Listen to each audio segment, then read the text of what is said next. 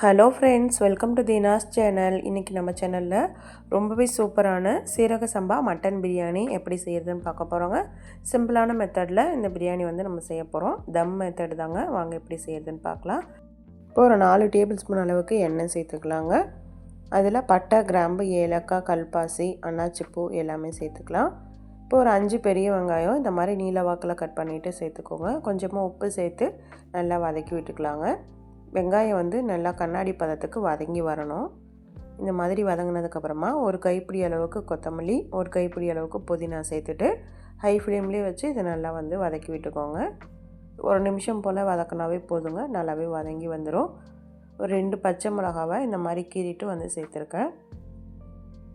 சேர்த்துட்டு அதையும் நல்லா வதக்கி விட்டுக்கோங்க. இப்போ 1/2 கிலோ அளவுக்கு தாங்க நம்ம மட்டன் பிரியாணி செய்கிறோம். அதுக்கு ஒரு 2 டேபிள் ஸ்பூன் அளவுக்கு நம்ம மிளகாய்த்தூள் சேர்த்தாலே போதும். அதுவே காரம் கரெக்டாக தான் இருக்கும். நம்ம 2 பச்சை மிளகாவும் சேர்த்துருக்கோம். சேர்த்துட்டு நல்லா வதக்கினதுக்கப்புறமா இப்போ இஞ்சி பூண்டு பேஸ்ட்டு சேர்த்துக்கலாங்க.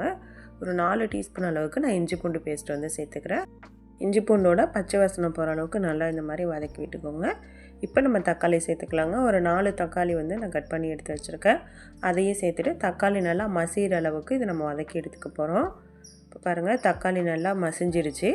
இப்போ தயிர் சேர்த்துக்கலாம். 3 டீஸ்பூன் அளவுக்கு தயிர் சேர்த்துக்கோங்க. அதுவே போதும். இப்போ இதையும் நல்லா கலந்து விட்டுக்கலாங்க. 1 கிலோ அளவுக்கு மட்டன் பிரியாணி செய்கிறதுனால 1/2 கிலோ அளவுக்கு மட்டனை குக்கரில் சேர்த்து கொஞ்சமாக தண்ணி, உப்பு, மஞ்சத்தூள், 1/4 டீஸ்பூன் இஞ்சி பூண்டு பேஸ்ட்டு சேர்த்து ஒரு 4 விசில் விட்டு எடுத்துருக்காங்க. இதில் இருக்க மட்டனை மட்டும் எடுத்து நம்ம சேர்த்து இது கூட நல்லா கலந்து விட்டுக்கலாங்க. ஒரு மூடி போட்டு ஒரு 10 நிமிஷம் போல் சிம்மிலே வச்சிடலாங்க. நம்ம இந்த பிரியாணி செய்கிற ஸ்டார்ட் பண்ணுறதுக்கு முன்னாடி அரிசியை நம்ம ஊற வச்சிடலாம். 2 கிளாஸ் அளவுக்கு நான் அரிசி எடுத்துருக்கேங்க. 1/2 கிலோ அளவுக்கு அரிசி. இப்போ ஒரு 10 நிமிஷம் ஆயிடுச்சுங்க. இதில் ஒரு 4 கிளாஸ் அளவுக்கு நான் தண்ணி சேர்த்துக்கிறேன். சீரக சம்பா அரிசி 4 கிளாஸ் அளவுக்கு நான் சேர்த்துக்கிறேங்க. அதுவே கரெக்டாக இருக்கும். 1 டம்ளருக்கு 2 டம்ளர் தண்ணி நான் சேர்த்துருக்கேங்க. இப்போ தேவையான அளவுக்கு உப்பு சேர்த்துட்டு நல்லா கலந்து விட்டு ஹை ஃப்ளேமில் வச்சு மூடி வச்சுருங்க.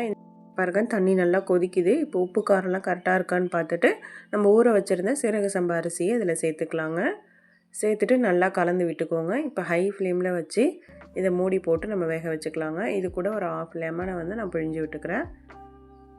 நல்லா கலந்து விட்டதுக்கப்புறமா அப்படியே மூடி போட்டு நம்ம ஹை ஃப்ளேம்லேயே வச்சிடலாங்க. ஒரு 10 நிமிஷம் ஹை ஃப்ளேம்லேயே இருக்கட்டும். இப்போ பாருங்கள், ஓரளவுக்கு தண்ணி வற்றி அரிசியும் தண்ணியும் லெவலாக இருக்குது பாருங்கள். இந்த ஸ்டேஜில் நம்ம தம் போட போகிறோங்க. அடியில் ஒரு இரும்பு தோசைக்கல் வச்சுட்டு அதுக்கு மேலே பிரியாணி பாத்திரம், அதுக்கு மேலே இந்த மாதிரி ஒரு பாத்திரத்தில் தண்ணி சேர்த்து நம்ம மூடி வச்சிடலாம்.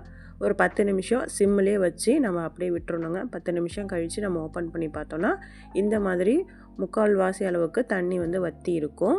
திருப்பி ஒரு டைம் நல்லா கலந்து விட்டுட்டு அதே மாதிரியே ஒரு 10 நிமிஷம் போல் திருப்பி தம் போட போகிறோங்க. பாத்திரத்தை மேலே வச்சுட்டு அந்த தண்ணி ஓரளவுக்கு சூடாகி வரும். மேலே இருக்க தண்ணி இப்போ பாருங்கள், 10 நிமிஷம் கழித்து பார்க்கும்போது 3/4 வாசி அரிசி நல்லாவே வெந்து வந்துருச்சு.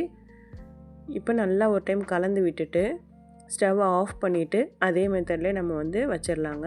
அதுக்கப்புறம் ஓப்பன் பண்ணி நம்ம பார்க்குறப்ப நமக்கு பிரியாணி ரெடி ஆகிடும். ஒரு 10 நிமிஷம் ஆகட்டுங்க.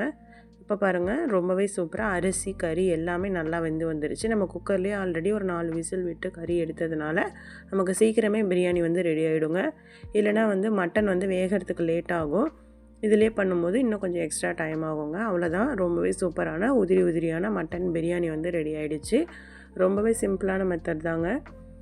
இந்த மெத்தடில் நீங்களும் ட்ரை பண்ணி பாருங்கள். ட்ரை பண்ணி பார்த்துட்டு உங்களுடைய ஃபீட்பேக்ஸை எனக்கு கமெண்ட் செக்ஷனில் கமெண்ட் பண்ணுங்கள்.